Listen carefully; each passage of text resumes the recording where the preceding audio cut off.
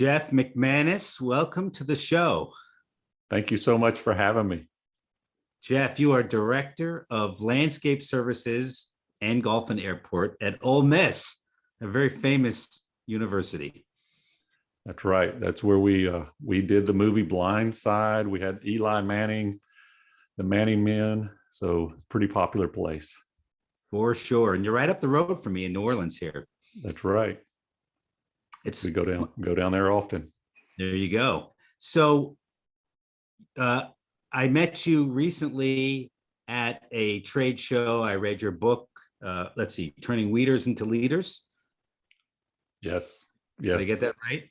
Growing weeders into leaders. Yes. There you go. Growing Weeders into Leaders. I would say it's a famous book in the industry. I mean, I've heard about it. You know, it preceded my meeting you. And so tell the audience, let me just tell the audience briefly, you really created this amazing culture of leadership at Ole Miss. You had more constraints than a typical company general manager, more constraints, and you've achieved national excellence. So we're going to learn here today about how you did that and how others can learn from you and build their own culture of leadership. But let's just start with the current reality. Give us a quick introduction to you have a few different roles. So what you do and where you work. So when you look at what I really do, Jeffrey, what I really do is I'm a recruiter, right? Because we know college students make a decision when they come visit a campus within the first few minutes based on the appearance. And landscaping is a big part of that. So we create that wow curb appeal, and they're going to be spending anywhere between $50,000 to $100,000 in their time here on campus. So I create that wow, and that's trying to get people to buy in. I work at a state institution. I am in middle management there, and so I have a lot of limitations, a lot of handcuffs as far as things that you can and can't do. And so we had to be creative and try to come up with ways that we could create a culture of leadership and buy-in and personal pride that we wanted to be the best of the best in our class. And so that's what we've attempted to do over the last 22 years that I've been here, and been pretty successful in as far as the national awards are concerned and the rave reviews that we get. So that's getting people on the front lines to care has probably been our secret sauce to our success. And so describe those awards. So we were PGMS, Professional Grounds Maintenance Society. We've won national recognition in their grand category a couple of times. We've also been picked by Newsweek as most beautiful campus, Princeton Review, same award, and then USA Today also picked us as most beautiful campus. Okay. So what we've done with those is we took a little bit from the athletics playbook, and we've created these banners, and we've hung them in our truck shed, and so that our staff, and we made a big celebration out of it. We've now even given them championship rings that they've won these national titles, that they're national champions, right? We want to elevate their mindset is that they're one of the best, and keep building that pride of ownership inside of each person. So we make a big celebration every time we win an award like that. Wait, you've given them all rings? What kind of rings? They're national championship rings. I mean, they look like they're the real deal. We had a private donor step up and give us some money to do that. So everybody on the team got one. Every year you do that when you win? No, well, we haven't won since we've done it. We put all five, a little diamond or whatever, the stone for each of the five that we had won so far. I don't know what we'll do when we get that sixth one. I'm not sure. Oh, I got you. That's awesome. So I always thought UVA was the most beautiful campus in the country. Tell me. You got your facts all wrong. I'm sorry. Yeah. Well, it's a category. And so there may be from any given year a different school in there, and it's pretty subjective on how they pick it. And listen, what you do is once you've been given that title, you don't ask questions. You just accept it. So yeah. Well, I wouldn't say UVA is beautiful from a landscaping perspective. It's more about architecture. the architecture. Yeah. So but Well, that's neither. those two play together, and that's Ole Miss has both, and so that's buildings are another factor that students constantly say on that survey, and the third driver for what students say what really attracts them to a campus is how clean it is and how there's litter free. So 2 out of the 3 really deal in our department, so we put a big emphasis and push on that. I went to Tulane, and I'm trying to think what attracted me to go there, and Bourbon Street, maybe, I don't know. it might have been the city, but I'll have to try to remember and get back to you on that. So how Ole Miss Landscape Services build a culture of leadership? You have a few other roles. I mean, you're the quote unquote general manager of landscape services for Ole Miss, I guess, for the airport, you said as well. And then you have your own company, a side gig landscape company. Is there anything else about you we need to know? Well, it's funny. One of my bosses at the time who brought me to Ole Miss and recruited me is the one who started my side business, because he was getting inundated with all of his friends and alumni wanting me to come do it. So he started asking me to do those. So that's how that fun started. But then through the fun of creating this leadership culture, people have asked me, what are you doing? How are you doing it? The book came from that. I'm doing a little more speaking now. So we've created the Jeff McManus group that actually helps our organizations who want to grow leaders in their organization. So that's another one that we're just starting it. And I'm retiring pretty soon, so I'll be doing that a lot more. Retiring? Oh man, you look younger than me, and you're retiring. Good for you. Yeah, you're going on to the next gig in life. That's it. That's exactly it. So tell us how you got started. Bring us back to the beginning, how you got attracted into Ole Miss. And, I'm sure you have a story there that could last a long time, but give us the short version. Well, I grew up on a tractor. My dad was in agriculture, went to school at Auburn. He graduated in ag. And so he made sure every Saturday that I was working, doing something. And I really resented at a young age having to do manual labor all the time. But I appreciate it the older I got and what he did. But I was a marketing major. I went to school at Auburn. And I was doing great, Jeff, until I took the marketing class. And then when I took marketing and I failed it, I was also taking some electives in landscaping and horticulture because my brother owned a garden center back near Atlanta. And so I loved it. I thought this is great. Nobody has ever shown me this part of the business before. The only thing I knew was how to run a right-handed rake, right? And rake rocks and all that kind of stuff. So it was fun. I saw the industry from a bigger picture, and my eyes were open. So when I left Auburn, I had an offer to go work at a high-end resort in Orlando. So I worked at the Grand Cypress Resort, large property, 5-star, really learned a lot about eye for detail, servicing customers, and seeing things from a customer's perspective, creating those pictures for guests to come and take pictures of the flower beds, the focal points, and quickly was recruited for a resort in Miami, Turnberry Isle Resort and Club, and worked there for 11 years. And got a call one day in my 10th, 11th year, I got a call from the chancellor at Ole Miss, and he said that we're looking to do some major beautification projects. It was a totally different industry. I'd never been in the higher education world as far as working. And, I wanted to get back to where sweet tea, grits, and biscuits were being served. So I left Miami and went to Oxford, Mississippi at Ole Miss, and just have a lot of fun creating this culture and this whole atmosphere and being around game days and SEC football. And it's just been a blast. Yeah, that is great. So you have developed a real leadership course, if you would, and program. You had to in order to, well, not you had to, but that was the path you chose in developing landscape services at Ole Miss. And so I know you have a lot to share there, more than I can even sort of juggle in my head. So I'm going to turn it over to you a bit and tell us a bit about some of the nuggets and secret sauce or structure that you have developed at Ole Miss? Well, I had the same pain as many of your listeners do, and that's, who are you hiring? The people that we hire, they don't have a lot of experience, and most of us would agree experience is not that important. You're looking for attitude and that willingness to jump in and work.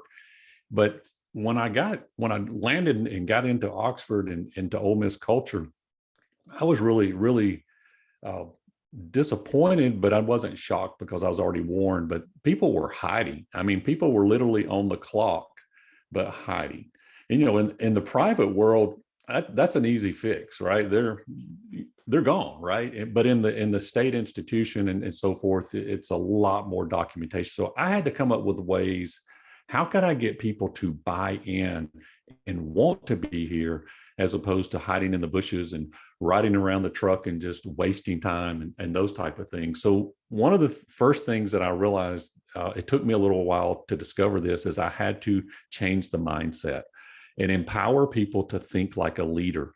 And so one of the very first things is we do, and even in the interview process now, is we start empowering people is you may not have the title of a leader, but you are a leader.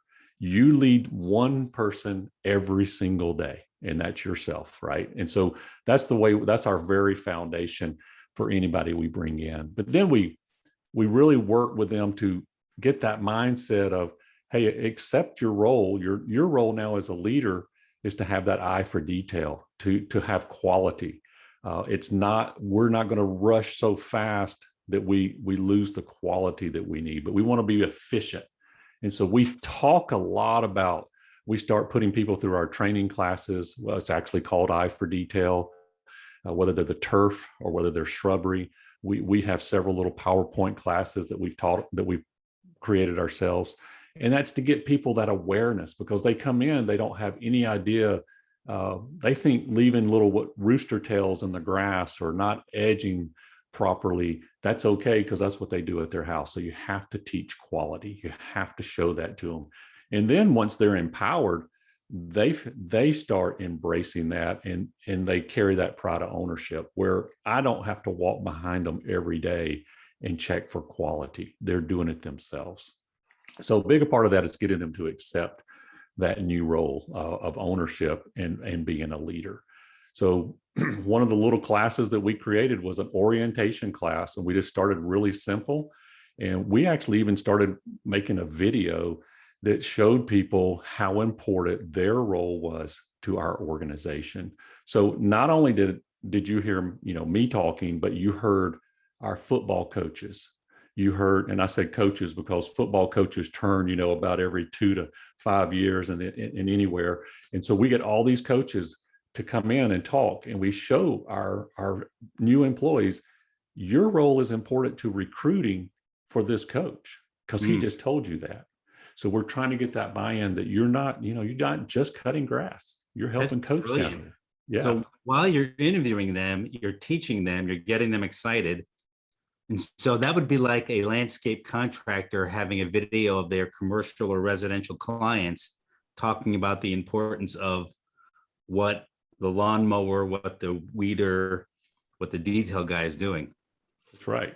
And we carry it a little bit further. If we want to go to academics, we say, look, we have a famous alumni whose name's Bill Parson. He was part of the NASA program. He was the director there. Well, maybe we helped recruit him here, right? Because the landscaping was so pretty. Maybe he came here because of that.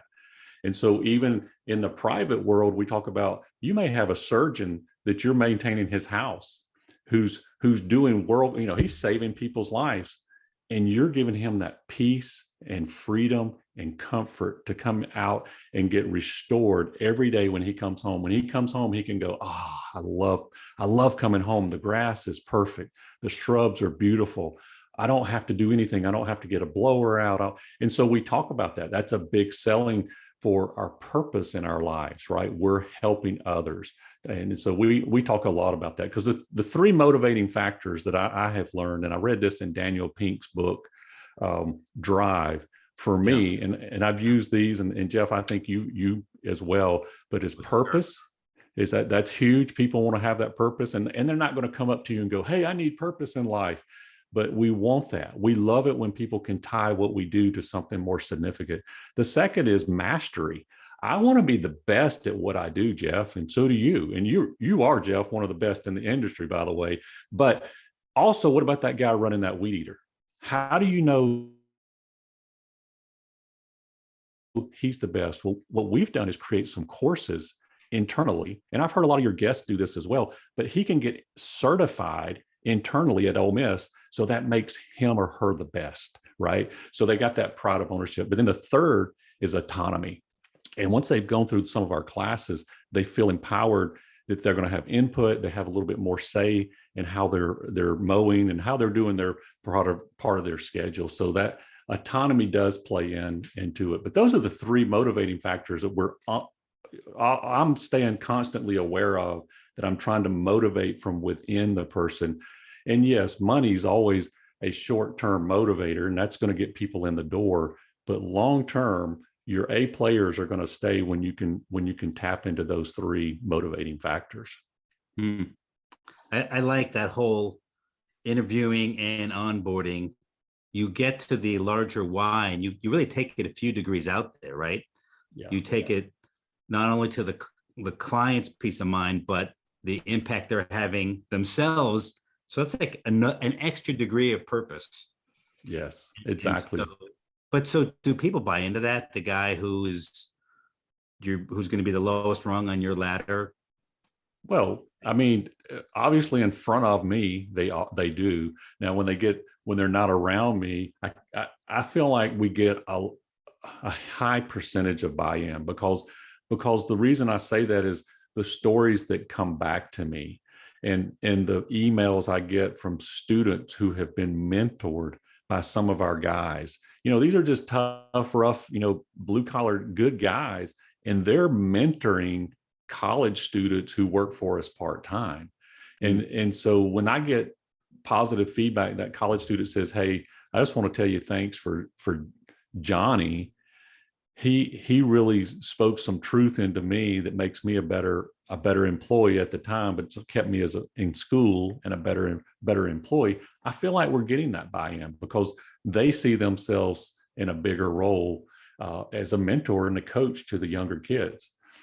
Jeff, a funny story. I mentioned to one of the professors on campus, I said, I had a guy who runs a weed eater. His name was Scotty. And he said that we may have more influence on the college kids than the college professors do, because we mentor them and we work with them. And that college professor, without hesitation, says he's absolutely right. You do have more influence, because when they come to us, they just want a grade. They're just trying to pass a class. He goes, but when they're working with you, they're learning life. And so I felt like that was a significant win for us to have that relationship and to build people. So Jeff, give us some more nuggets here on how you build leadership. Well, one of the things I do is I always try to bring in more people who are smarter than me, who have done it better than me. And so we're looking always at other companies. And we look at several companies really hard. We look at the Ritz Carrolton and how they do things.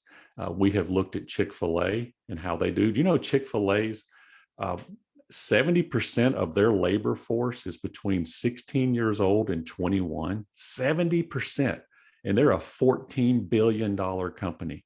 And so if they can get teenagers to buy in and say, it's my pleasure, they're doing something right. And so we look at those kind of companies. We try to bring in their books that they're writing, who's telling their stories. And then we look at the military, our U.S. military. How do they get young people to buy in to what they're doing? And they don't pay them anything, really. And so we hired people to come in and speak from former Green Beret. One that comes to mind, Terry Johnson, came in and spoke with us a couple of times, and he really challenged us. One of the things that Terry, I'll leave you with this nugget, is Terry, he says, man, I love this landscape university that you're doing here. He goes, but y'all are missing one thing. Now, Terry's a big guy. He's in his 50s. he thinks he's still in the military, but he's not. And he's retired and he's going, you guys are missing a landscape creed. I said, yeah, I don't even know what a landscape creed is. And he goes, well, let me tell you the Green Beret Creed. And he quotes the Green Beret Creed right there in front of our whole staff. And I'm telling you, the only thing missing was the Star Spangled Banner playing in the background and maybe the fireworks, because I got chill bumps when he quoted that. It really challenged us to think we don't have our core values. We know we're good. We're wanting to be the best, but what are our core values? And I thought we knew them and I thought we had them, but it was nothing like what happened after we created our landscape creed, because I let our staff create the creed. My job was to facilitate the question. And I asked one question, Jeff, one question only, and I let our staff answer it. And that question was, what do you want to be known for? And the answers just started gushing forth, and we just started writing them all down. And that's what evolved. And I know you've read the book, but that's what evolved into our landscape creed. Well, those became our essential core values that our staff goes back to in the interview process, because we involve our staff in the interview process. And we use those over and over. We've also built our leadership program off our landscape creed now. And it just really weaves, and Terry had it right. So using the military, bringing people in, we'd have never discovered that on our own. So that's when one of our secrets is to continue to bring in experts and people from the outside to tell us how they're doing it. So what else did you learn from the military? I got the creed, the values, you're building a leadership course off those values. I have some clients doing that. I totally agree with that, by the way. We could spend a whole hour on that little mini topic there, and maybe we'll come back to that in a second. But anything else that you took from the military? Well, I think the mindset of everyone, I don't care what branch you talk to, because I've got some Marine friends, and then I've got, the Green Beret Terry I was telling you about. The biggest thing that came to us was how they have to adapt and overcome. When they go on a mission, they don't go, well, gee whiz, it didn't work out like it wasn't supposed to. I guess we'll go back to the shop and regroup. They adapt. The mission still goes on. And that's why they train so much. They want to get people to think on their own, to improvise, to come up with solutions. And I was having, Jeff, this mindset of people would come back to the office or come back and we would talk, and they'd say, well, you didn't tell me to pick up the pieces of paper before I mowed the grass, right? Or you didn't tell me to edge while I was out there. You just said, go mow the grass. I needed leaders. I needed people who could think. I needed people who didn't come back in this victim mindset of woe is me. And so that one little line, adapt and overcome, was huge for us. Yesterday we did our leader to leader class, and it was all on being adaptable. I wrote my blog last night on being adaptable. Adaptable is such a key core element in our group. And it's one of the virtues that we really, really hold up. But I feel like we got that from the military. So you have this landscape university, you're always training internally. How many times a year, how many class hours do your people get in a year? Well, we have learned to keep the classes short, right? Because most of our team, they do not like to sit in the classroom. They do not want to be on that rear end because we tend to fall asleep. And so we're going to do 5-10-minute classes, and we're going to do them at the beginning of the day. If it's raining or something that we know it's going to be a bad weather day, we're fortunate we're on one property. We don't have people all across the city going every different direction. So it's a little bit easier. If it starts raining, we can pull everybody in. But that's what we're doing. So hours, we estimated we probably put in between 20 and 50 hours, just depending on what year it is and where we are. It doesn't count conferences that we send people to and other properties. I mean, we send people to other campuses constantly to learn the good and the bad. We pick up a lot of good tricks, growth regulators that we've learned that others are using. I mean, just a lot of time-saving techniques that have been really good for us. I mean, 20 to 50 hours. I want to break this down, but yeah, each class lasts 5 to 10 minutes. yes, ideally it does, but you're going to find some that a little longer, some actually a little less. Yes. All right, so 5 to 15-minute classes, and it totals 20 to 50 hours. All right, so that's a lot of iterations, and that's, I'm trying to make that point. Yeah. And you're teaching probably a lot of repetitive and layered ideas, plus new ideas that you pick up from new speakers. So your team over the course of a year really gets quite a good education. That's the goal, right? Because we got to keep the mind renewed, refreshed. And we find that most people, they'll feed their body, right? They'll feed lunch, they'll feed breakfast, they'll do dinner, but they won't feed their mind.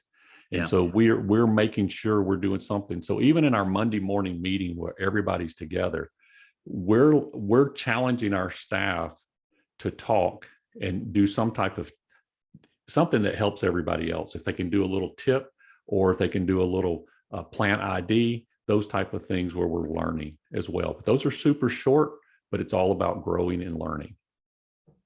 So Ritz Carrolton, what did you learn from them?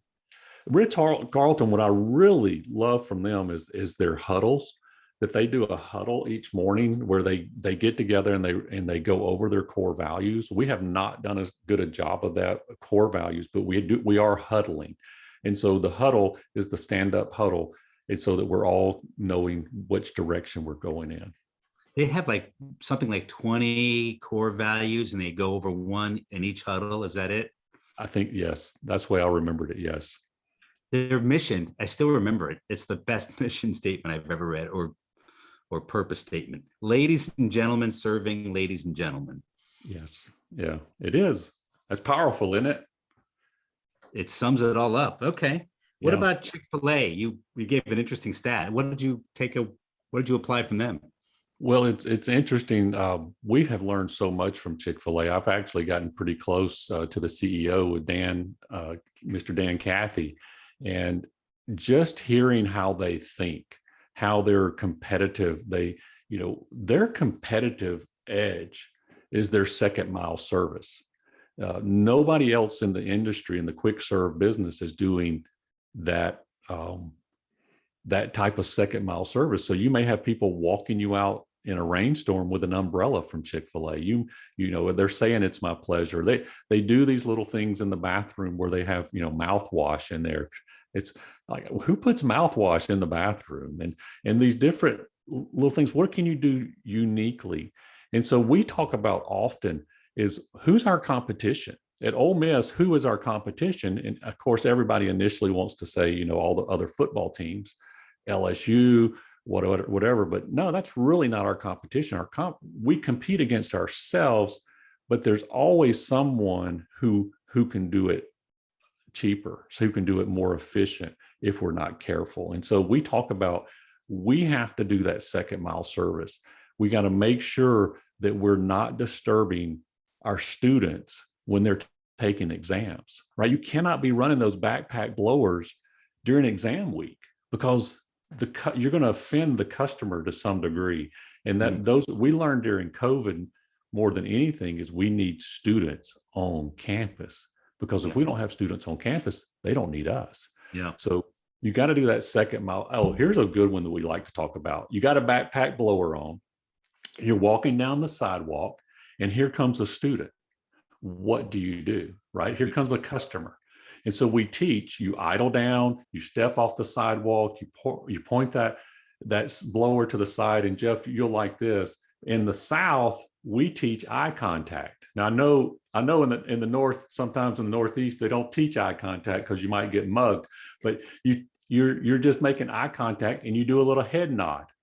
And if it's a female and her parents were to taught her respect and she smiles at you, it doesn't mean she loves you. Okay. She was just being friendly. Right. And so we teach our guys head nod, but don't follow her with your eyes, because we're professionals, right? We're professionals. And then once they've walked by, then you start back to work. If a Yeah. whole bunch of students start walking through, it's time to move to another location. But Jeff, when I told you that story, I've had people call me and tell me almost identical. They said, your staff member, I was walking down the sidewalk, and then they just repeated that almost at verbatim, that same story. So that's that customer service is what we've really tried to teach with our staff coming from Chick-fil-A. So second mile, what does that mean literally? Second mile service? I think it comes from the Bible, really, is when that was the prophetic part of there was the Roman soldiers had to carry a child 12 years old, a boy would have to carry a Roman soldier a mile in any direction. So a Roman soldier could command that 12-year-old Hebrew boy to carry it a mile. Well, if you wanted to do that, that fulfilled the law. But if you really wanted to make an impact on that soldier, carry it the second mile. And so that's where it stemmed from, because then that's where conversation happens. That's where a relationship starts to build, because the Roman soldiers, like, you can put the backpack down. You don't have to carry it the second anymore. You fulfilled your obligation. And so if we're just doing our obligation, people check it off. But when you do that little extra, then they want to have conversation. They want to go deeper. And that's what makes them curious about what we're doing. I'm hearing a pattern here, Jeff, that you really take things, not just one degree of why, or purpose, but a second degree. And so, because already turning off the idling down and stepping aside, that's already hard enough to teach. And you're teaching that just another degree of that second mile, if you will. And I can see how that permeates everything you're doing. Well, that's the goal, right? Is you teach it, you hope that's what's happening in the field. And when you get those stories that validates that guys are taking it to heart, that they are doing it, that's what gives you the yes, we're making headway. And that's the win. So Ritz Carrolton, Chick-fil-A, I love that. Military. Anyone else you've learned from? Well, we love Disney University. They model that. So when we started looking for training systems, of course, there's all kind of systems out there. And it was refreshing to hear some of your guests on the podcast as well talk about they've created their own. And so that's what we did. And I wished I'd have known that ahead of time, because I would have started picking the brains of some of your guests. But we just tried to figure it out. And we just came up with a simple system by seeing what Disney did. And they have that Disney University where they're, think about this. They have 80,000 union employees, and it's the happiest place on earth, or it used to be. I don't know if it still is, but there was that mindset of, we want the guest experience to be number one. And how do they do that? And so part of that was Disney University, as you start teaching people the culture, setting the expectations. And that's what's helped us more than anything, is taking from day one, taking them through level 100. And our classes are super simple, but they get our culture. They start getting our culture. Yes, they get the policies, and they get all the do's and don'ts, and here's where you park and all those type of things. But culture, people just don't focus on culture. And if you don't, it's like a garden. A garden that's left unattended is going to grow a lot of weeds. And so you've got to be intentional to put down that pre-emergent herbicide, and you've got to be planting the things that you want to grow. So that's what level 100 helped teach us, or the whole landscape university. I felt like Disney modeled that really well. Yeah. I too have a certificate from their training program. Yay. One of the original things I did. So I just interviewed Matthew Gramer. It came out yesterday. So I don't know if you listened to that, but he's a good one for it was reaching outside of the green industry to learn from and bring back. I listened to it this morning, and it could relate so much to what Matt's doing. He gets it. I mean, I see why you interviewed him, because going outside the industry, because he kept saying our industry is slow to do these things, and he's right. He's so right. Yeah. Well, I can tell you, I'll tell you, I originally came from the swimming pool industry. My family is deep in the pool industry. My grandfather, my uncle, my cousin, both brothers, all in Connecticut have pool companies. And the pool industry is a whole generation behind the green industry. Oh, And wow. so we started our company as a pool company, and we saw that the guy who put down the sod got all the credit for the pool. Imagine that. The pool looks like a bomb goes off until you clean it up and then you sod it, and then all of a sudden you have a beautiful environment. And so that attracted initially my dad to start offering landscape services, and that's how my family's company really got into the landscape side. But what attracted me to really dedicate completely to the green industry is, even though it's slow to adapt, it's faster than the pool industry by, I think, a whole generation, really. Yeah. Well, that's interesting. I didn't know anybody was behind us, but that's good to know. That's encouraging. Well, you can study landscape architecture. You can get a master's at so many universities in our green industry field. And so we may be slow, but in context, we're pretty advanced compared to some other trades. Just wanted to put that out there. I want to tell you this too, even inside of our industry, Jeff, I know you've seen this. Take for where I am in an institution. Institutions are even further behind than private businesses. So that's really like, I mean, institutions are way behind when it comes to even culture building, because it's almost like, well, culture is not what we do, right? And there's almost like a hands off. You just hire people to do a task, a job description. And if you don't focus on culture, you're going to get the weeds. And unfortunately, that's what when they reach out to me, they're like, man, they don't say it like this, but it's what they're saying is they got so many weeds growing in amongst their good plants, they don't know what to do, or how can we help our good people get better? And so a lot of times that's where we'll start the culture building process. So you mentioned 15 minutes ago, or 10 minutes, that you've taken your creed or your values and built a leadership course around that. I have at least one client who's fully dedicated to doing that. And I think every company can do that almost naturally, because if you've built a creed or a set of values that you and your employees all buy into and understand and believe, then you probably, when I say you, let's say the owner or a general manager, you probably could get on a stump and talk about any one value for an hour. Really, there's a lot there. And way too many assumptions are made about what the values mean. And so I just think it's brilliant to do that. Tell us how you're doing that. Well, the landscape creed has basically, we have the word and the acronym landscape in a vertical column. So each letter of the word landscape has either a word or a phrase that goes beside it. And so what we did is we used those 9 phrases to develop our program. So the first phrase in the L is lead by example. So I think I heard you talk about in one of your podcasts about merit badges that the Boy Scouts used to earn.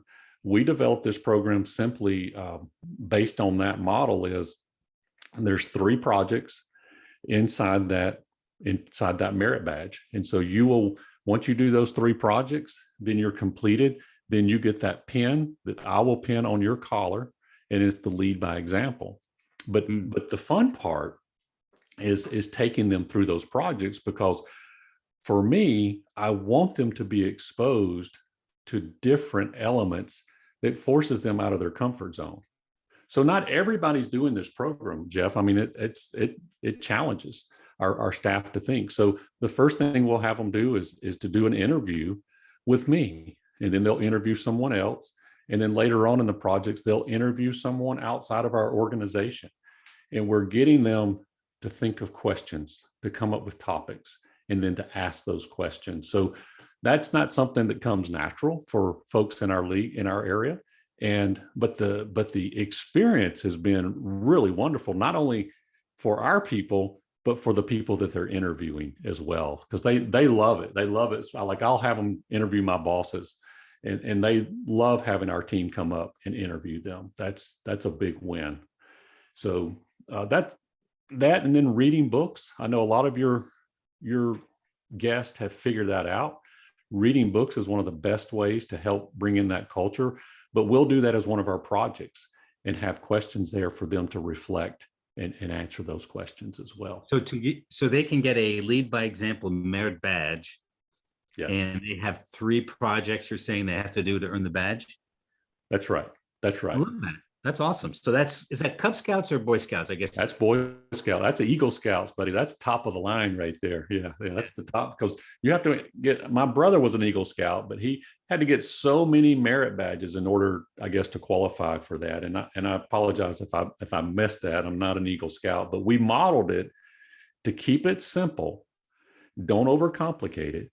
And so when I've been out and speaking, there seems to be a vacuum for people. They're wanting to train their people, but nobody has the time, or nobody makes the time to do it. And I think that you've got to slow down in order to speed up, and you've got to be willing to put a little effort into developing the people, or you'll always come back to the same, I think, root problem.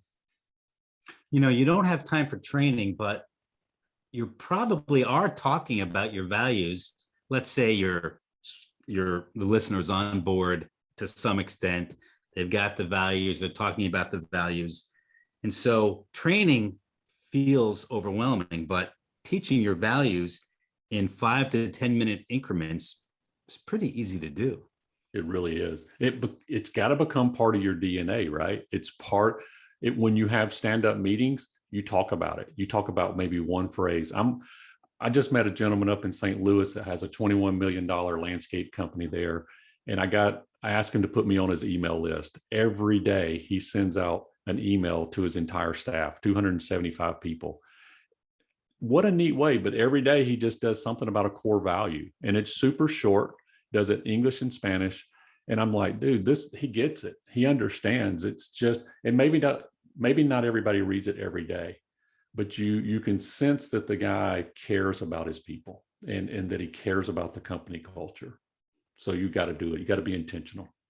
Okay, Jeff, give us your landscape. Give us all the phrases. Okay, so you're going to put me to the test here. So we say this, by the way, every Monday morning. After we get through stretching, we do the landscape creed, and it's fun to watch our staff, because we have this up on the wall, but our staff have it pretty much in their heart and in their head, right, in their mind. So we is the first part. We, our department. Man, you're causing me to get nervous here. I've got to find my creed here. So we, the Department of Landscape Services, are a department of hardworking individuals united under one banner and dedicated to inspiring others. We lead by example, adapt and overcome, never stop training and growing, dedicate ourselves to professional integrity, serve with respect and pride, cultivate greatness, achieve quality results with an eye for detail, promote and provide a beautiful environment, excel through high standards and excellence within. I am a landscape rebel. And so that landscape rebel, we're Ole Miss rebels. So that's the last part. And of course, we have people who aren't all Ole Miss people and so forth, but that's fun. It's more fun. And so then after we say it, whoever led us says team on 3 or champions on 3 or whatever it is. And they close us out with a little fist pump in the air. Team on 3, 1, 2, 3, team. We use that little, because we grew up in that. If you played sports, you know that you come together as a team and you kind of just do the fist in the air, team or whatever. And so we let one person do that at the close of each meeting. But I did not realize the power of that. People don't go around and go, wow, this is powerful, this is exciting. But they put it in their belief system, and it becomes part of the DNA. It becomes part of the training. And Jeff, it's like you said, it's the 5-minute nugget. Yesterday, like I told you, we did adaptability. Well, that's adapt and overcome. So that's the second line: lead by example, adapt and overcome. And so why not? Why not do that? Why not create those core values and then just know who you are? You don't even have to have 9. You could have 3. You could have 1. You could start with 1. And that's what we started with. Our first one, when I first came here, was let's be the best of the best. I had no idea what that meant. I just kept saying it. I just kept saying it. And I heard other guys finally start saying it. We're going to be the best of the best. We're going to be the best of the best. And then we won our first national award. So we kind of took that as we did it. We got our best of the best.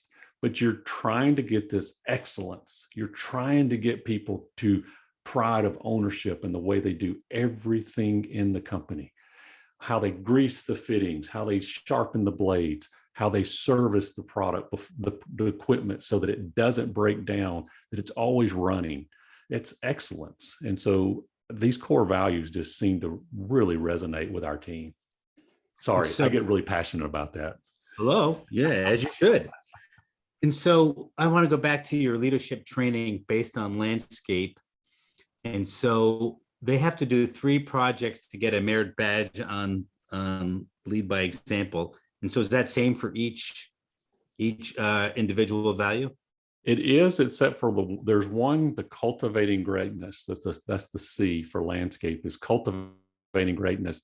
And that one comes strictly from me as the director. So when I see something, or I have something that's someone has done really a major project, I don't give that just because someone's done their job well.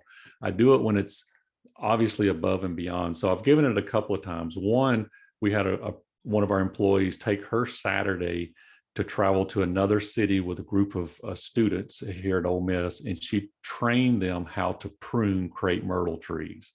Now, that's a big sacrifice. I mean, she spent all day. Yes, we paid her, but she took all day Saturday, and went down with all these students, which are really a challenge to be with when you're trying to teach how to landscape, because most of them don't really have that desire. So we gave her the Cultivating Greatness Award on that. But you can get that multiple times, but all of them are 3 project based except for that one. Gotcha. Wow, that's great.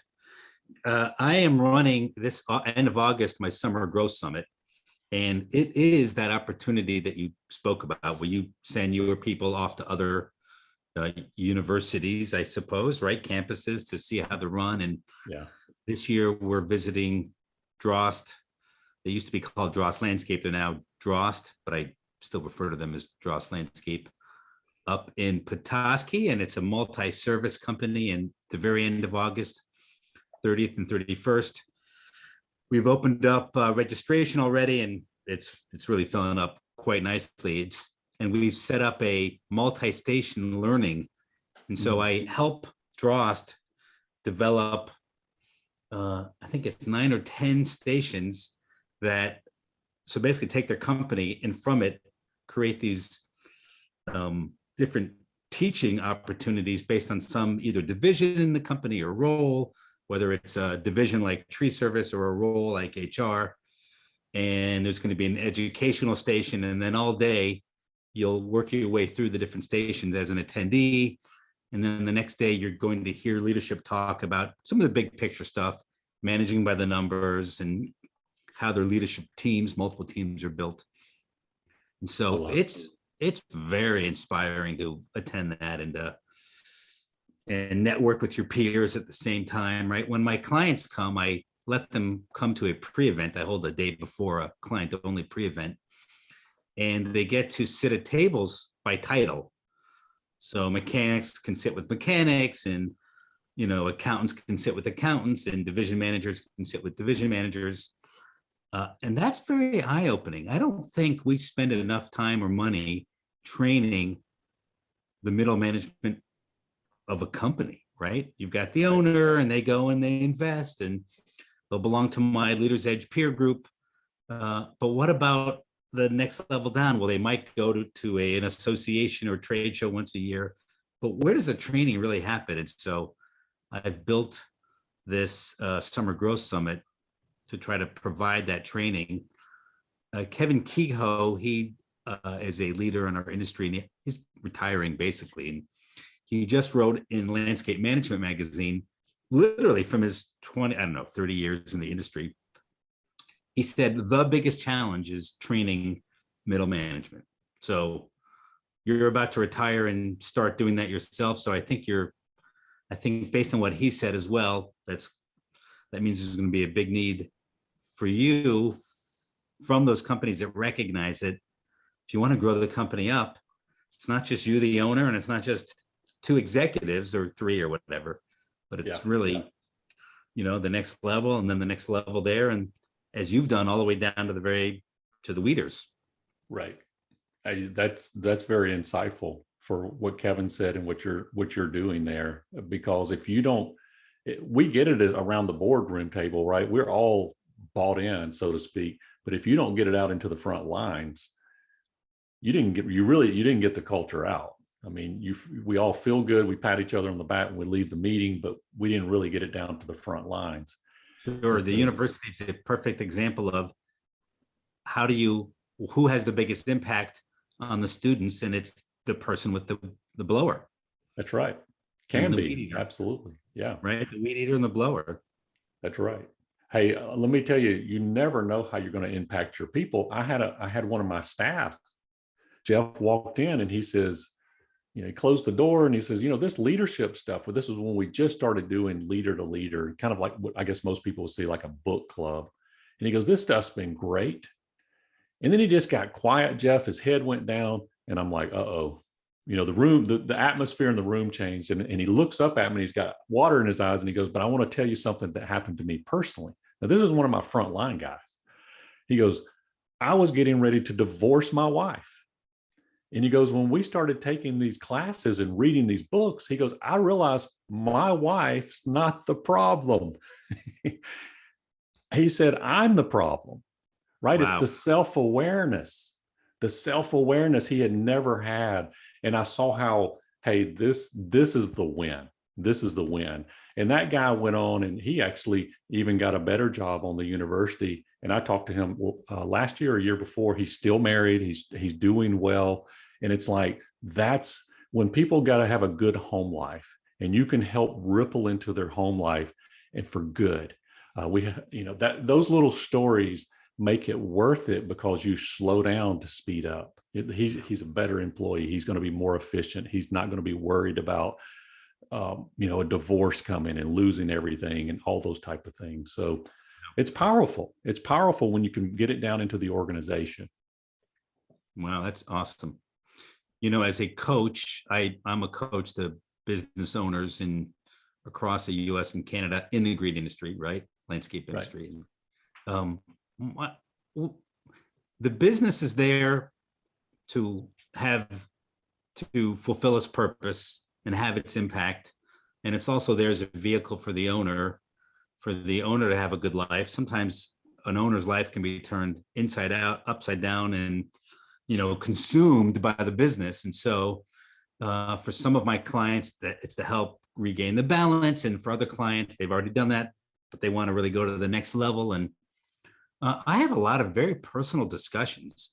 I didn't start out to be a life coach, quote unquote, because I'm really a business coach, but on any topic you've just mentioned, plus others, really a lot of, become that sounding board and kind of reflective board on the right way to go and how to get through certain situations. And again, what you called it, the second mile, right? Right. Not just the greater why, but the impact even beyond that. And Jeff, it wasn't like we were having, kumbaya meetings. We were just discussing leadership principles. I mean, I can't remember if we were doing a John Maxwell book or if we were doing Ken Blankenship or whatever book we were doing at the time. Yeah. It was a new self-awareness that the person had not had. And so that's the cool thing when you start seeing the lights turn on. And now here's the best part at work is the drama. Oh my gosh, the drama goes way down. Can't say it eliminates totally, but in our area where drama you just say something and it's like people just, yeah. This really has helped eliminate so much of the drama in our work area. So let's wrap up here with a question. What's your prediction? for the landscape industry? Give us any predictions you have. Well, I think we're, before the pandemic, we needed labor. During the pandemic, we needed labor. After the pandemic, we needed labor. Top companies are always looking for A players. They're always recruiting. And yes, technology is going to help us. We've already seen it, but we're still going to be a long ways away before people are not involved, if ever, in landscaping. So if you're thinking, well, I mean, we've already seen, some of the great advancements of technology, but we also know that the automotive industry is driving literally change in our country. And we will be 10 or 15 years behind them in some of the major steps, I think. So I just think if companies grow their people like Chic-fil-A, like Ritz Carrolton, like Disney, that you're going to see the results. And I've even heard you interview some of your people on the podcast, and how those that are growing their people will have better returns on their time and their money. Yeah. Yeah. Some people are worried right now about where the economy is going.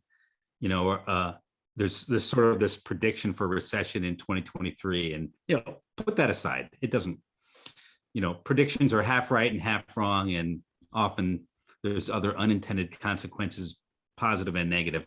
In any event, how do you prepare for that if it happens and if it doesn't? And Jack Welch hired a futurist. He brought him into GE, and they did all these scenario plannings. What do we need to do if this happens in the future, or this happens in the future, or this happens in the future? And the one common denominator was building their teams. And that's how he created GE University. And so you're right on the money. Regardless of what happens in the economy, the best strategy you can have is to have a stronger leadership team and a strong set of teams within your company. Amen, brother. I mean, you are so right. Jack Welch, I love listening to his book. I listened to a lot of audiobooks, and he was just so far ahead of the curve with what he did. But, he would take those people out and bring them to the retreat center. And there was a reason why. He was trying to develop that culture in that huge organization. So yeah, you're absolutely right. I mean, we're always going to need people. I don't care what it is. So for us, like today, this afternoon, Jeff, I'm going to a high school and doing my third recruiting trip at a high school. And so before the pandemic, we weren't doing that. I'm doing that now all the time. I'm going to high schools, doing the career day. So I'll be there all afternoon today. Good job. Jeff McManus, this has been a pleasure. Thank you so much for being on our podcast. Thanks for having me.